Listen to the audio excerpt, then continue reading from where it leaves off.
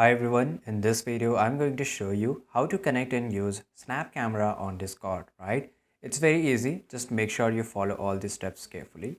First of all, you have to just go to the google.com, right? And here we have to type download Snapcamera, right?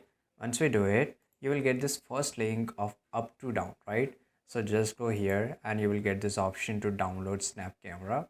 So let me just click on download. Once I click on download, it will show you in like this, and here you can see that my snap camera is getting downloaded, right?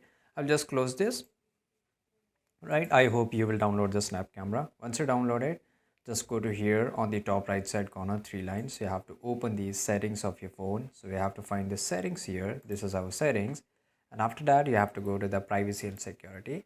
By the way, if you're using it over your Google Chrome or any other browser, the steps are exactly same. You have to just find privacy and security, right? Once you do it, you have to just scroll a little bit down and you have to find the camera section, right? So here you can see that whether to find the camera section, sometimes we don't get it, so there is another way I will show you. You can just go to site and all this, and here let me show you once again privacy and security. Then sometimes in Google Chrome it directly show it in the first page, but if you don't get it, then just go to site and shield settings, right? Once you go here, scroll a little bit down, and here you will find this camera section.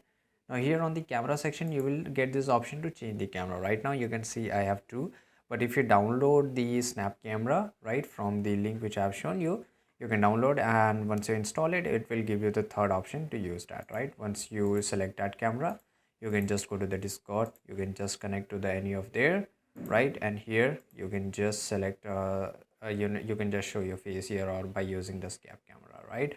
So it's very easy, guys. I hope you found this video very useful. If you did, make sure to like this video, subscribe our channel. See you guys in the next video.